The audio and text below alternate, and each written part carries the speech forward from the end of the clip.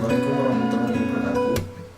Izin memperkenalkan diri, nama Taruna Tito Fajar Bulan Bodo dari jurusan Keselamatan Penerbangan Prodi Diploma 3 Pertolongan Kecelakaan Penerbangan Angkatan 14 Alfa Politeknik Penerbangan Indonesia Jogja.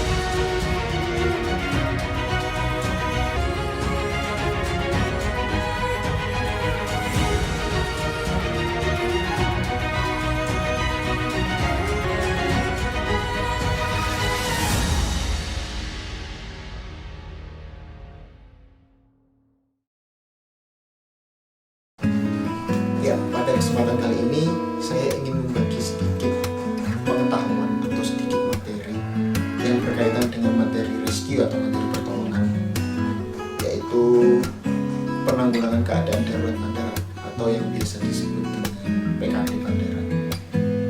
Dan apa pentingnya PKD bandara bagi seluruh stakeholder yang sedang bertugas, terutama tim penolong atau tim rescue dari personel PKPPK yang sedang berada di bandara udara saat ini. Yang pertama, saya akan menjelaskan tentang pengertian dari keadaan darurat bandar udara. Keadaan darurat bandar udara adalah kondisi di mana bandara berada di bawah batas normal atau berada di luar batas dikarenakan adanya suatu hal dan harus dilakukan penanggulangan sesegera mungkin. Keadaan darurat pada bandara dapat diklasifikasikan menjadi dua bagian, yaitu yang pertama yang melibatkan langsung dengan pesawat udara, dan yang kedua adalah yang tidak melibatkan langsung dengan pesawat udara.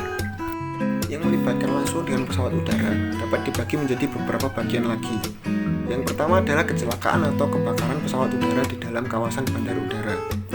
Situasi ini berada saat terjadi kecelakaan atau kebakaran pesawat udara di dalam batas pagar atau perimeter bandar udara.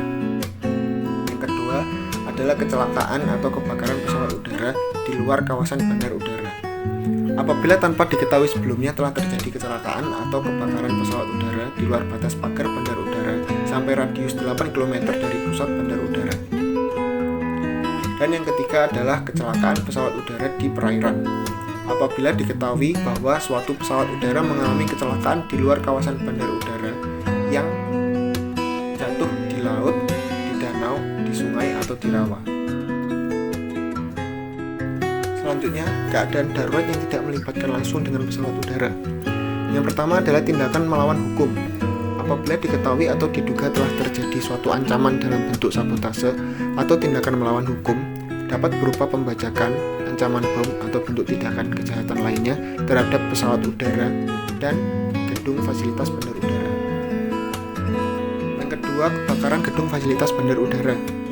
Apabila tanpa diketahui sebelumnya telah terjadi kebakaran pada gedung fasilitas peralatan atau kendaraan tertentu yang berada di dalam kawasan bandar udara dan secara tidak langsung mempengaruhi operasi penerbangan.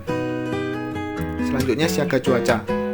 Apabila diketahui akan terjadi badai yang dahsyat atau diperkirakan keadaan cuaca dapat mempengaruhi keselamatan operasi penerbangan atau secara langsung akan mempengaruhi keselamatan manusia, gedung, fasilitas, dan peralatan yang ada di dalam kawasan bandar udara. Lalu bencana alam. Apabila terjadi kondisi di mana bandar udara tidak dapat beroperasi secara normal yang disebabkan antara lain oleh banjir, gempa bumi, angin topan, badai, sehingga mengancam keselamatan penerbangan. Lalu barang-barang berbahaya atau dangerous good. Keadaan darurat yang disebabkan oleh barang-barang yang tidak diperbolehkan masuk ke dalam kawasan bandar udara. Selanjutnya, tindakan-tindakan yang harus dilakukan oleh personel. Dalam penanganan keadaan-keadaan tadi, diperlukan tindakan-tindakan yang wajib dilakukan oleh personel PKPPK. Untuk menentukan tindakan-tindakan yang harus dilakukan, terlebih dahulu melakukan pengelompokan terhadap keadaan yang terjadi di bandara saat itu. Yang pertama, emergency response. Emergency response merupakan suatu tindakan dari unit PKPPK setelah mendapatkan informasi darurat. Tindakan tersebut sudah diperhitungkan tentang apa yang harus dilakukan sesuai klasifikasi darurat yang dialami bandar udara. Adapun tingkatan emergency response menurut PKPPK. Yang pertama, siaga 1 atau local standby. Setelah menerima berita local standby, maka tindakan yang harus dilakukan adalah mengumumkan keadaan siaga di tempat.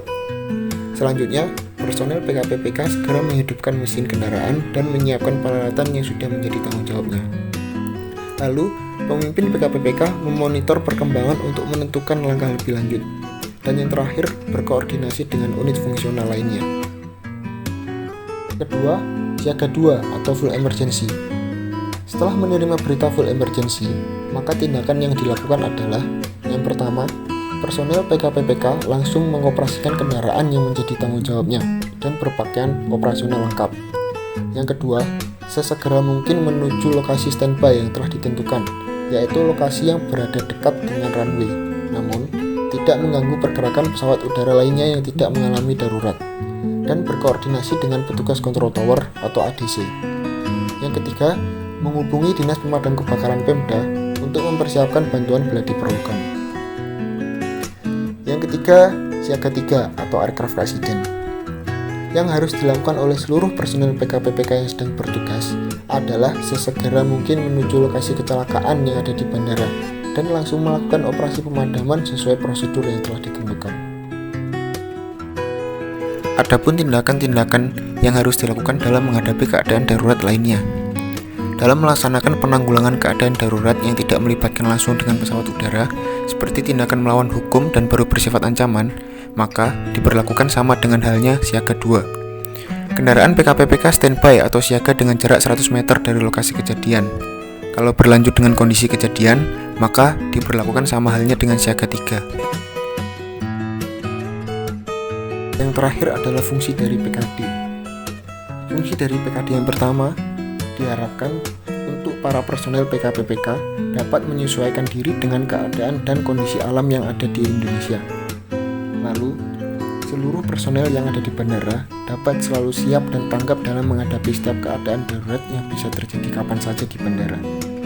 Yang terakhir, personel dapat mengenali, mengetahui, dan membiasakan diri dengan setiap keadaan darurat yang bisa saja terjadi di bandara dan bagaimana penanganan-penanganan yang harus dilakukan pada setiap kondisi tersebut. Cukup sekian materi yang dapat saya berikan. Semoga apa yang saya sampaikan ini dapat bermanfaat bagi kita semua. Bila ada kritik, saran, atau sanggahan dapat ditulis di kolom komentar. Assalamualaikum.